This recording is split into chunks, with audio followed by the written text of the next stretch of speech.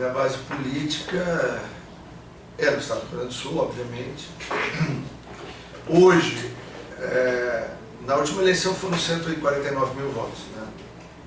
Então foram 100 mil na região metropolitana, que é Porto Alegre, cidades do entorno, e o resto foi distribuído pelo estado com uma área de concentração mais intensa na região de colonização italiana, né, até um pouco pela minha origem, que lá é muito forte. Então pega toda a serra, bate ali, tem Passo Fundo, depois dá uma migradinha para os campos acima da serra, e depois da fronteira com o Uruguai, né, que eu historicamente tenho, talvez seja a minha base, junto com Porto Alegre, a minha base eleitoral mais antiga. Né. A minha relação com a minha base eleitoral é uma relação de uma presença constante, né, através de eventos que são realizados, ou através dos meios de comunicação, né, porque ainda muito para o interior funciona ainda, né, o rádio, né, que acompanha todas as horas.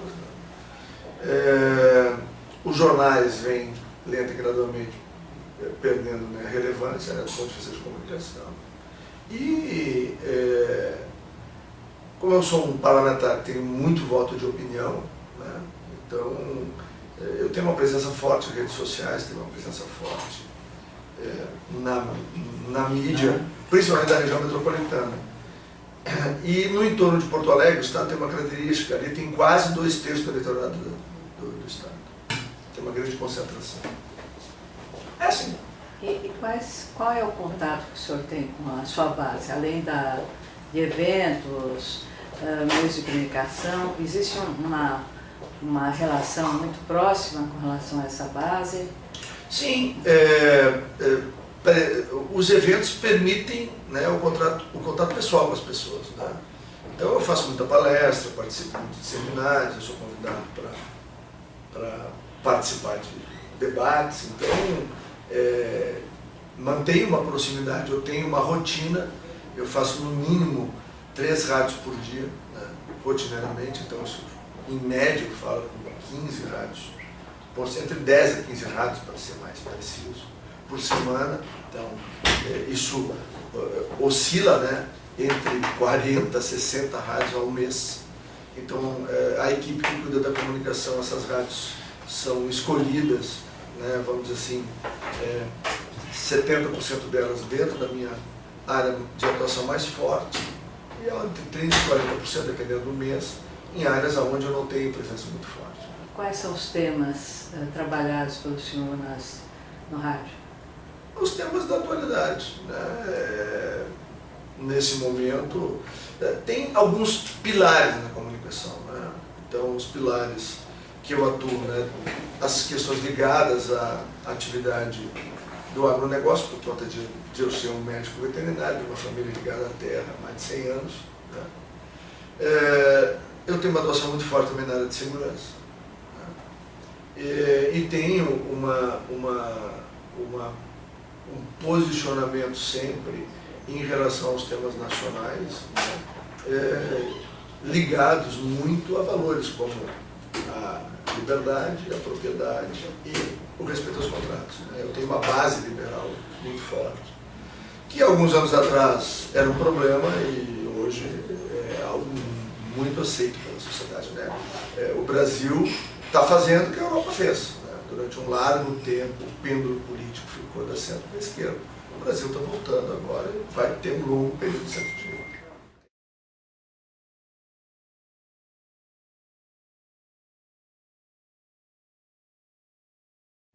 Não, o Brasil hoje é carente, né? Não tem classe política. O Brasil hoje garimpa a sociedade brasileira figuras que possam tentar conduzir o Brasil a algum lugar. Né? Tanto que o candidato mais forte da centro-esquerda é um sujeito que está em vias de ir para a lei. Né?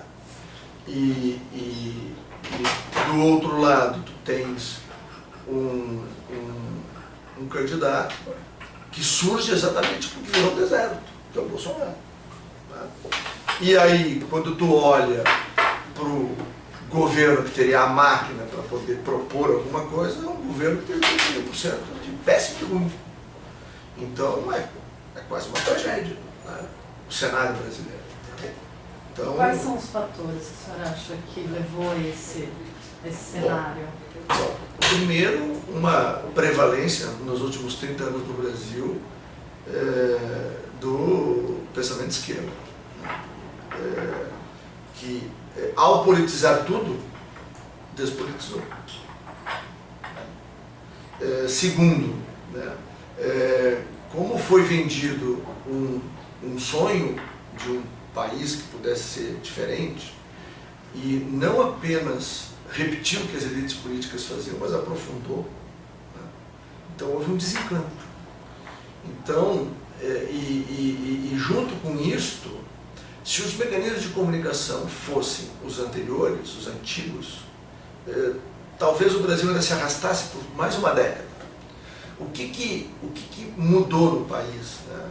É o que eu chamo de nova cidadania, que é o que nasceu a partir de 2013, com os movimentos gerados a partir da internet, né? Somente do Facebook, né? e WhatsApp, essas coisas todas, que começaram, né, até de uma maneira muito difusa, começou com passagem de ônibus, e aí as coisas foram, né, se dispersando, né, e tendo uma diversidade muito grande de movimentos. Mas houve um despertar da cidadania.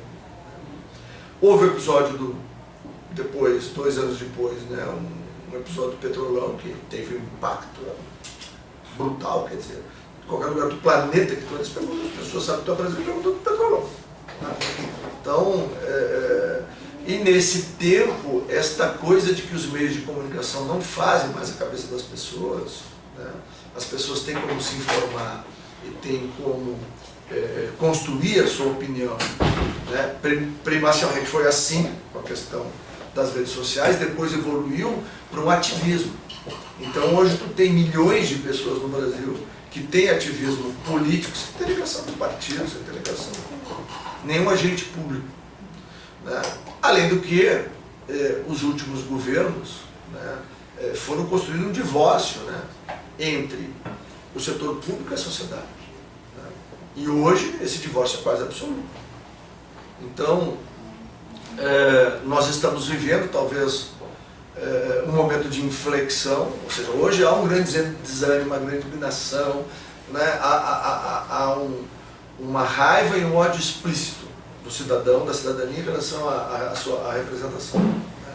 Em todos os níveis, não escapa ninguém, vereador, prefeito, deputado. Até porque, como desdobramento do que aconteceu no Petrolão, houve uma ação deliberada e continuada de dizer que tudo farinha do mesmo saco, né? Então, o que vai acontecer? Eu acho que no ano que vem nós vamos ter uma renovação como nunca houve no Brasil. Vai ser uma renovação muito intensa. Eu pronostico que acima de 50%, tanto na Câmara quanto no Senado Federal. E acredito que vão surgir daí, né, novos movimentos que vão levar à criação de novos partidos. Porque a legislação também se constitui nessa linha hoje, né? A legislação brasileira, ela será restritiva à ação partidária, né? O fato da cláusula de barreira ou cláusula de desempenho, a proibição de coligações a partir de 2020, ela vai criar uma outra realidade. Então vai haver o Brasil teve uma expansão partidária, quase as raias da responsabilidade. Aqui dentro tem 19, 20 partidos representados, bancadas de um. Aí se reúne a bancada para tomar decisão, é um absurdo. Mas vai ter uma contração, nós vamos diminuir para 7, 8 ou 6, e vai sobreviver a segunda rodada de desempenho, que aí já vai exigir 2%, 4 ou 5 só. Então vai haver uma reorganização. E muito vai ser dado do resultado da eleição do ano que vem.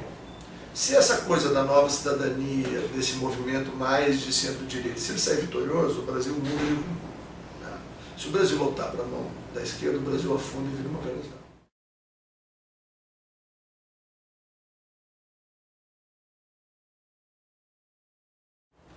Menezes Isso foi lá ainda na década de 80, entrando no final da década de 80, entrando nos anos 90, por conta de uma liderança profissional. Eu era eu sou veterinário e era presidente do Sindicato dos Veterinários do Rio Grande do Sul, fiz o primeiro dissídio no país, quando a profissão tinha um perfil completamente diferente tem hoje. Né? Nós éramos lá menos de 4 mil profissionais, hoje são 12 mil no Rio Grande do Sul, mudou tudo, né? Quase 12, né? Então é uma coisa, hoje 80% da iniciativa privada, na época era 70 e poucos por cento do setor público, eram realidades completamente diferentes.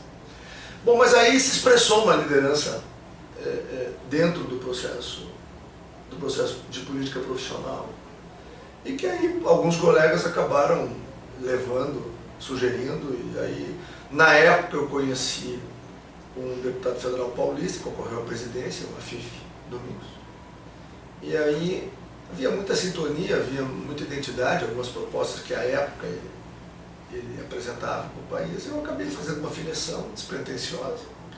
Um ano e pouco depois, talvez por ausência de ter outro candidato, eu acabei sendo candidato a vice-prefeito de Porto Alegre, na primeira grande capital que o PT vence. Então, sei eu se foi coisa dele, do destino, né? Eu acredito nele.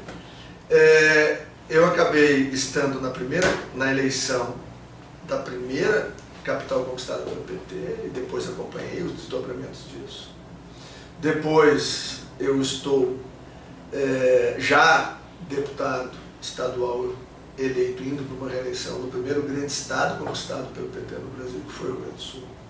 E lá eu ajudei a comandar a oposição. Nós tínhamos um grupo na Assembleia chamado Falcões, eu liderei esse grupo. Depois eu venho para cá e eu chego aqui quando chega o Lula. E aqui tem uma história muito interessante. O PFL da época tinha 84 deputados federais. Eu era o único que sabia fazer oposição. Eu era quase um ET aqui, né? Porque eu contava coisas que ninguém acreditava.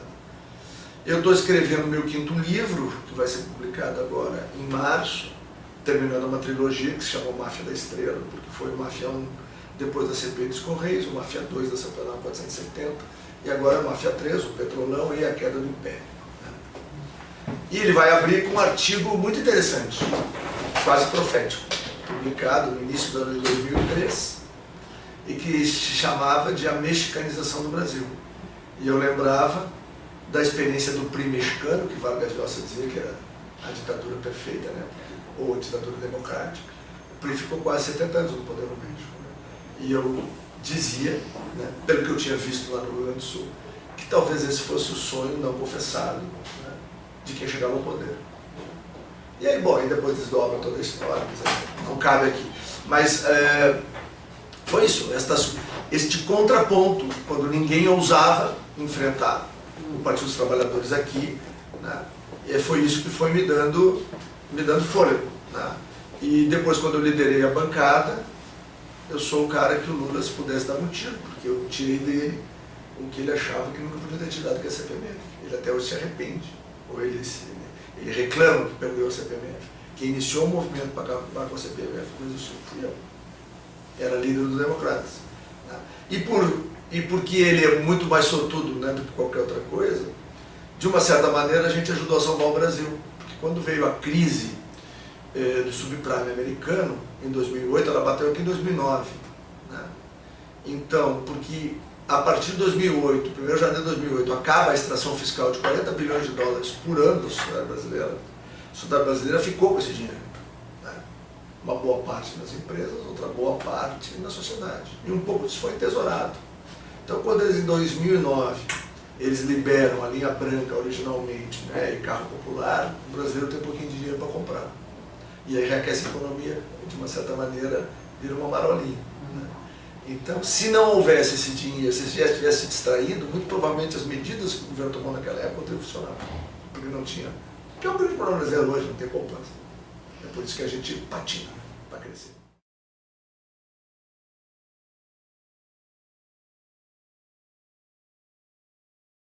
Dentro dessa linha, eu tenho projetos que atendem o agronegócio, eu tenho projetos que atendem a área de saúde, eu tenho projetos que atendem a área de segurança muito fortemente, eu tenho projetos que atendem a tentativa de preservação dos princípios federativos, né? Tenho projetos na área penal, Acho que os 5 pontos mais fortes são esses. Mas tem assim, Dentro uns 90 ou 100 votando. Dentro da área de segurança, qual o projeto mais significativo? Eu acho que não é nenhum projeto, é um princípio, o direito à legítima defesa. A sociedade brasileira pagou um referendo em 2005, que foi caro, 100 milhões de brasileiros votaram, e todos os governos lá para cá desrespeitam absolutamente esse direito. A Declaração Internacional de Direitos Humanos, onde mais de 50 países são signatários, está lá gravado. O único momento que o ser humano está autorizado a tirar a vida de outro ser humano é a defesa da própria vida. Mas está lá, esse direito ninguém pode tirar. E os sucessivos governos brasileiros, e começa lá com o governo do presidente Lula, um viés de comunicação de que faria bem para a segurança pública, né, que já está mais do que derrubado pela experiência, mas na verdade era o controle social, né, o objetivo era poder dominar a sociedade, né, não ter capacidade de reação. Bom, muitas coisas deram errado de lá para cá, mas de qualquer maneira, eu acho que esse talvez um dos direitos mais fundamentais, né, que é o direito de defesa à vida, que hoje é literalmente roubado, né, da população. Né? E veja como é significativo. Na época, nós vencemos o referendo com 64% dos votos, 63,5%. Tá? No nosso estado lá foi 87,3%. E o que aconteceu? Né? Só naquela época, só 3% da população brasileira tinha arma registrada. Então, vamos dar de barato, tivesse mais 3%, quer dizer, absolutamente a maioria absoluta da população não tinha conexão com a arma, mas entendia a importância do direito. E aí a célebre reunião do Márcio Tomás Bastos era vivo, quando ele reuniu logo depois do referendo, e isso a gente tem inclusive testemunhas disso, onde ele disse para as organizações desarmamentistas no Brasil, representantes da Globo e tal, que eles não esperavam perderam, mas nós temos a caneta, a lei, o Estado, e vamos desarmar o que eles queiram ou não queiram. De lá para cá é isso. E hoje tem uma plaquinha na porta da casa de cada um de nós, a gente pode entrar e a pessoa não tem como se defender. Então, essa é uma luta, e que tem, quando nós começamos ela lá em 2003, nós éramos 5 ou 6 ou 7. Hoje nós somos 180 parlamentares aqui. E de diferentes partidos? Diferentes partidos. É um projeto que tem milhões de solicitações para que ele seja votado. E nós não conseguimos vencer a Globo. Esse é o problema. Porque o presidente anterior era o Eduardo Cunha Carioca, o atual Rodrigo Maia, a Globo bota pressão e eles, literalmente, como diz na nossa terra, sentam a coca.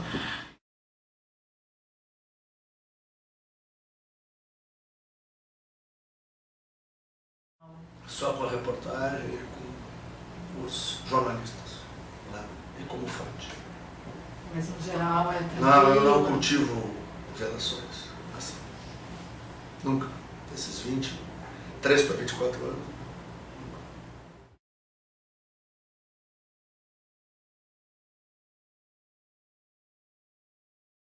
Sim, sim. Esse é um grupo que é uma frente parlamentar. Existem dezenas aí, que luta por essa bandeira. Não? Nós periodicamente nos reunimos. Não? Agora, acabei organizando, digo eu, porque fui um dos idealizadores e organizadores, e somos coordenadores. Eu acho que a mais relevante neste momento foi a Frente Parlamentar dos Independentes. Nós reunimos 108 deputados federais. Quer dizer, a maior bancada aqui é o PMDB, hoje são 52. Então, que não se alinham nem com o governo, nem com a oposição. Então, eu acho que isso é uma... Não posso. Isso é uma coisa importante, porque mostra que há uma parte no meio desse lamaçal, tem uma parte que busca ser saudável, né? E que busca fazer um processo político que tenha transparência, que tenha aquele pontos com a sociedade, que permita, que mantenha a coerência. Né? Eles nasceram daqueles 81, 82, que votaram, independente de partido, votaram pelo impeachment da Dilma, pelo afastamento do Eduardo Cunha e pela abertura de processos na primeira vez, né, do tempo. Aí, como naquele período nós fomos todos rotulados, né? Quer dizer, no meu estado teve gente que foi escrever nas mídias sociais, ou me mandar e-mail, ou me ligar, disse, como que tu está votando com o PT? Não, não tem coisa nenhuma, eles me dão do meu lado ocasionalmente. Agora eu sou coerente. Né? Eu abri investigação, expulsei o governador do meu partido. Então, eu tenho que fazer a mesma coisa com o cara que a gente sabe que roubou. Então essa coerência que a imprensa identificou, dos 503 foram 80 aqui, em torno de 80 que fizeram isso, eles foram mesmo meio que o sustentáculo da criação dos independentes. Né? E que hoje tem uma ação parlamentar importante.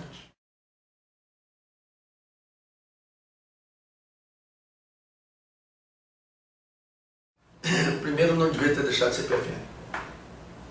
A transformação de PFN em DEM foi um erro. Por quê? Por quê? Porque tu abandonou uma identidade que estava consolidada.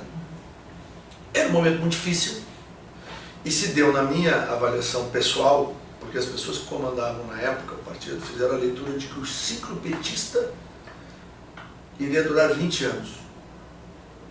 E aí quiseram criar um mecanismo que em algum momento talvez pudesse favorecer algum grau de aproximação.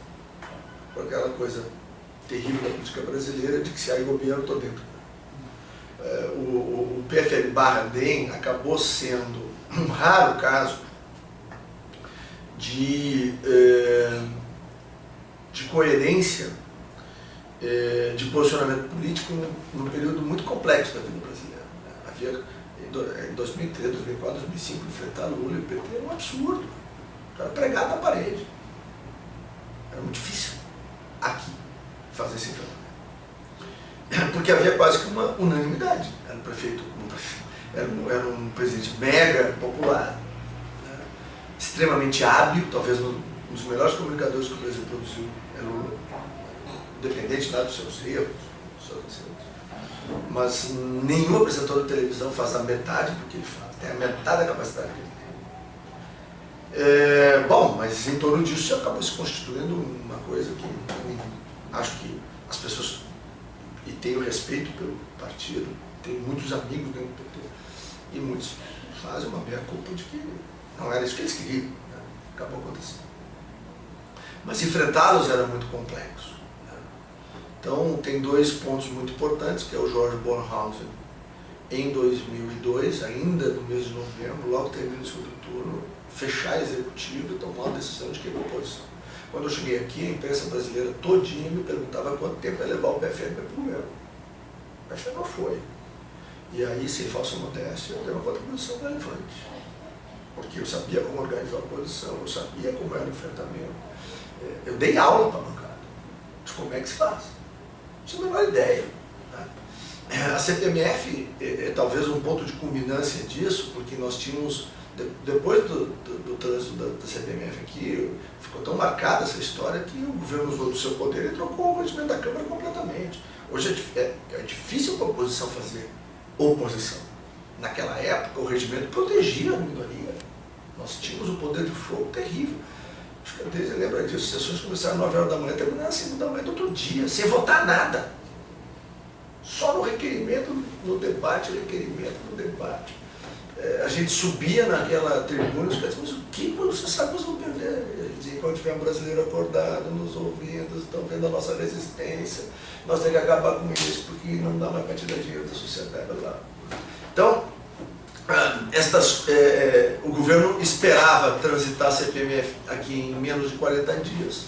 Ficou 6 meses e meio na Câmara. O PSDB aguentou um mês de oposição. E o líder da época foi procurar. Disse, eu não posso mais continuar, até porque nós votamos, nós criamos. Eu disse, bom, vocês podem sair. Eles saíram e nós continuamos. Mais 15 dias o PPS pulou fora, porque não aguentou a pressão. E a gente aguentou. Então, aí nós fomos nos forjando, né, nessa coisa da luta. Né? O deserto te ensina a tomar pouca água, ficar magrinho, comer pouco, essas coisas. Então, nós fomos nos forjando nisso. Né? E depois eu acho que houve essa compreensão. Na verdade, até os anos de 2007, 2005, 2006, o PFL fazia parte da Internacional Liberal. E depois houve uma aproximação, principalmente do senador Jorge Bornhaus, pelo que ele foi embaixador em Portugal, com a Internacional da Democracia de Centro. Ele é um grande estrategista político, porque ele viu que a democracia de centro na Espanha, a CDU, o Partido Conservador Britânico, né, são partidos com mais de 100 anos, né, eles foram construindo alguma coisa de forma comum dentro da Internacional da Democracia de Centro, eles foram construindo uma agenda que acabou se impondo, né, em países relevantes, como Espanha e os outros também, mas fundamentalmente Espanha, Alemanha e Inglaterra. Foram responsáveis pelo sucesso econômico desses países. Então, ele fez uma aproximação, e depois dessa aproximação, o projeto não era criar o DEM, era criar o Partido Popular no Brasil, o mesmo PP espanhol, sob o apadrinhamento do ex-primeiro-ministro espanhol José María Aznar. Eu participei de várias reuniões com ele. O que aconteceu? Aí o pessoal do PPB do Rio de Janeiro, leia-se aí o Francisco Dornelles, descobriu esse movimento. E aí fizeram uma convenção extraordinária, muito provável pilotada pelo Palácio. E aí, se eu estou te falando isso, é final de 2005, não, final de 2006, não, final de 2005. Final de 2005 e início de 2006. Início de 2006, eles fazem a extraordinária e tiram o B. E registram o PP, que era a sigla que nós íamos lá, aí nos mataram. Aí é encomendado um estudo a um marqueteiro, e aí ele faz um estudo e tal, e chega no nome Democratas. E aí havia muita resistência, foi uma coisa muito tensa a decisão. Mas no fim acabou prevalecendo a tentativa de dar uma nova cara. Eu não tenho nenhuma vergonha de vaza para dizer que foi um erro. E essa nova cara, né, acabou sendo o DEM, aí o DEM patinou, porque ele não tinha como fazer a conexão que era antes. Aí ficou patinando, né, foi para a eleição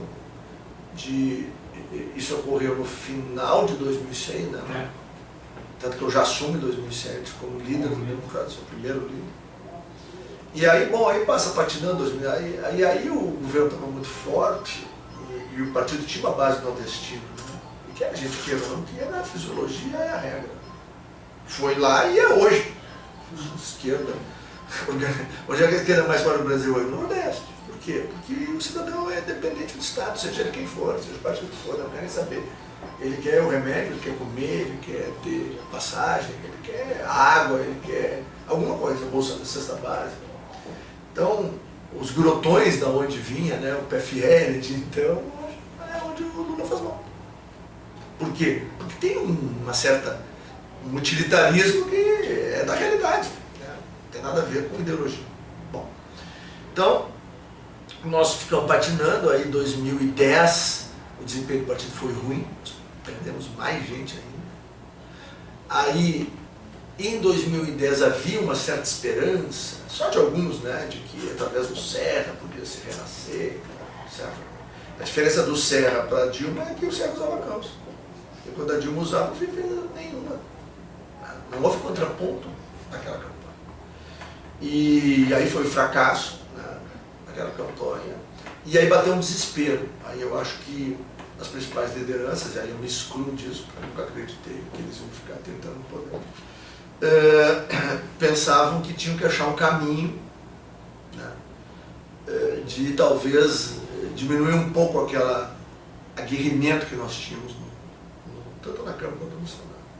As nossas bancadas iam murchando. Aí surge então o racha que vai criar o PSD. Então Kassab, o Jorge e outras lideranças, né, inventaram um conflito na época e criaram o PSD.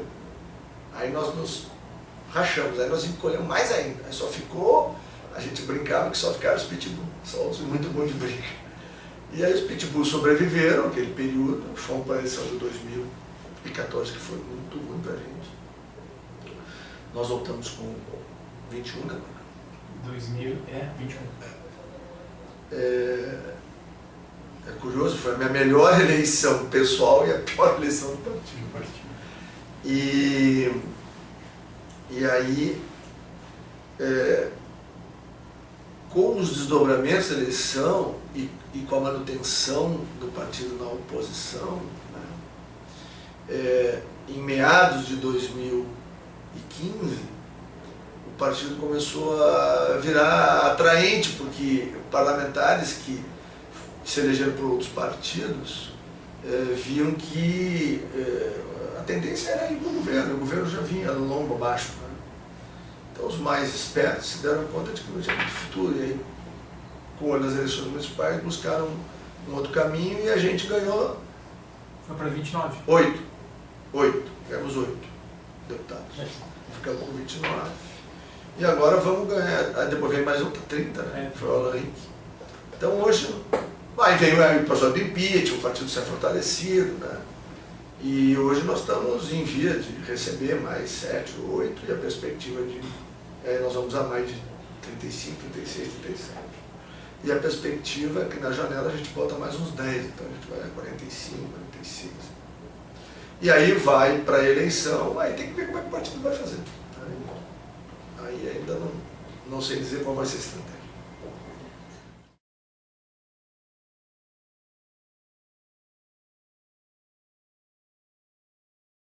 Hoje, síntese numa palavra? Não, pode chegar. Não, num atributo que a população quer. Verdade. Quem quiser continuar ou se agarrar com a verdade não tem futuro. As pessoas estão, com toda razão, cansadas de conversa fiada. As pessoas querem resultado. E elas dizem que não querem ouvir falar de política. Mas aonde eu vou, e não acho que sou exceção, as pessoas vêm conversar comigo e pedem isso. Elas querem poder confiar, porque não adianta, o processo político é o mediador das tensões sociais, não tem jeito.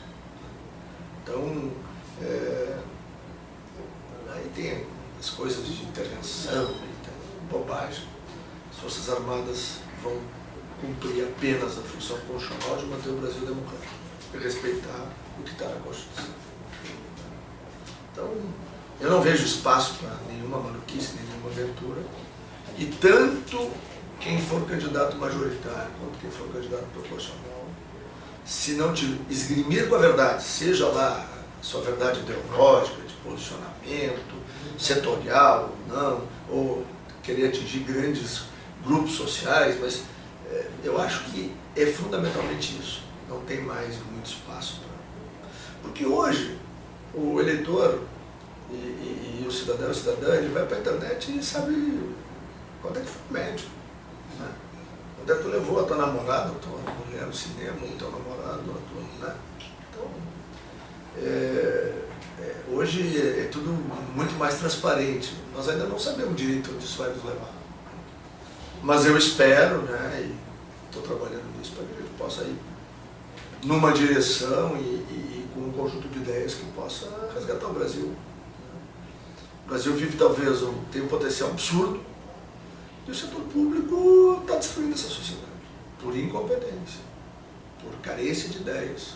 Quer dizer, hoje, esse aqui testemunhou, eu recebi 20 e tantos agentes do mercado, vai sair no braço com os caras. Não, o senhor tem que botar a reforma da Previdência. Você também me mostra por que eu tenho que botar a reforma da Previdência. Ah, não! A favor da Previdência? Ah, a Previdência. Aí, eu sou o único parlamentar, também aqui, foi só uma coisa do acaso, porque como meu partido é da base do governo, e eu fui dos 5 votos contrários a fazer isso, porque eu sabia que eles eram e do que ia dar. Então, isso conhece um pouco da minha história, né? Eu aprendi que vai ser o rengo sentado e cego dormindo, que é uma expressão lá do Rio Grande. E o que aconteceu, né? Eu fui para a comissão, porque na reforma da Previdência do Lula, eu era membro da comissão. Então, isso meio que... né, tem algumas áreas que a gente vai meio que se especializando. CPI, por exemplo, eu fiz 12. Né? Então, primeira pessoa no Brasil que disse que o Lula era traficante de influência do Odebrecht fui eu, na CPI da Petrobras, em maio do ano passado. Não, maio do ano retrasado. E que o Palocci confirmou 2 meses atrás. Então, bom, isso é uma outra conversa. O que eu acho que será, vamos dizer assim, decisivo para a eleição do ano que vem vai ser uma relação de confiança. E não é confiança a palavra, estou dizendo errado, é credibilidade. Sem credibilidade não vai nada. E na reforma da Previdência, aí de tanto apontar erros, equívocos e tal, né? Porque meu primeiro discurso é o seguinte: a proposta do governo ela é pontual para resolver a questão de caixa por conta do déficit fiscal e do problema que existe com a lei do teto, que foi aprovada, né? O governo fica sem margem para gasto discricionário, então o Padilha cometeu o ato falho de dizer que precisava ter gasto discricionário, ou seja, dar capacidade do governo para gastar o nosso dinheiro, né? Eu acho que não tem que dar, enquanto o governo não cortar lá o supérfluo, né? E aí eu disse que ela era desonesta, porque ela misturava propositalmente 2 áreas que não devem ser misturadas quando a gente trata com seriedade de previdência, que é assistência social e previdência social. Ela é misturada propositalmente para criar números, criar situações. E eu fui desdobrando isso com a gurizada, que eram todos muito jovens, economistas e tal. E no final, mais da metade você concordando comigo, né? Por quê? Porque lá no meio da discussão, eu fui lá em São Paulo, na Unifesp tem um Centro de Estudo de Seguridade, lá eles têm uma parceria com a Universidade de Milão, com a Universidade de Toronto, com a Universidade do Chile. E eles criaram um sistema que se chama aposentadoria fásica, que eu acho uma das coisas mais inteligentes que eu vi no país. Se a gente aplicar no Brasil, vai ajudar a mudar o Brasil, e esse pessoal que montou isso vai ganhar um prêmio Nobel. Porque é de uma simplicidade, mas de uma inteligência ímpar. O que ele faz? Até o salário mínimo, que tu pega quase 75% das aposentadorias no Brasil, tu cria uma condição de que todos aqueles que têm trabalho braçal e sob intempérie, eles têm um grau de desgaste orgânico provado pela medicina. Tu pega um pescador de 55 anos, ou tu pegas uma empregada doméstica que trabalha na intempérie, ou tu pega, um pedreiro, né? Ou alguém da agricultura, uma mulher que trabalha em colheita, né? Ela tem um desgaste orgânico pela exposição, né, à intempérie. Então, a aposentadoria fásica vai até os 55 anos contribuindo. Aos 55 para de contribuir e passa a receber 30% do salário mínimo, 1/3 do salário mínimo. Depois, com 60 anos, ele recebe 2/3 e com 65 recebe integral. O que isso permite? Ele permite equilibrar um pouquinho de qualidade de vida dentro das circunstâncias da pessoa, daqueles que são mais preparados educacionalmente, que trabalham no ar-condicionado, então, né? que vão mais longe, né? Então, tu estabelece este ato de humanidade, este ato de respeito, né? Às pessoas que construíram a sua vida com dignidade. Eu acho que não há diferença nenhuma dos trabalhos, mas o tipo de trabalho e ocupação ele vai provocar no ser humano, pelas nossas características, mais ou menos desgaste, né? Tu pega um homem de 58 anos que trabalha embarcado num navio, a vida toda, ele parece um homem de 80. E tu pega uma mulher que trabalha também numa mina, uma coisa, é a mesma coisa, ou na roça, né? É diferente da mesma mulher que trabalha com condições mais favoráveis, né? Então, estabeleceria isso. Depois o governo pode criar até 3 salários mínimos, diferentes níveis, né, para atender aqueles outros 15%. E quem quer ganhar acima de 3 salários mínimos, poupança individual para aposentadoria. Essa é a grande sacada. Que até ganhou o nome, porque eu adotei a história de piado. Por que poupança e não plano ou fundo de aposentadoria? Porque fundo e plano sempre alguém aparece espertalhando para tomar o dinheiro da gente. Tá? Porque gastar o dinheiro dos outros é uma maravilha, né? A poupança individual, primeiro, nós temos uma tradição de poupança. Segundo, ela seria garantida pelo governo, como ela é hoje. Ela seria um sistema nocional, desde o primeiro dia até o último, tu sabe exatamente quanto acumulou e quanto vai ganhar. Então tu pode incrementar ou desincrementar, uma escolha pessoal. E os bancos passariam, públicos e privados, a competir pelo teu dinheiro, porque teria portabilidade. Então haveria inclusive uma sobre-remuneração. Os cálculos atuariais dizem que isso aplicado ao Brasil em 5 anos, o Brasil sai de 15,5% do PIB de poupança interna para algo em torno de 17%, a 17,5%.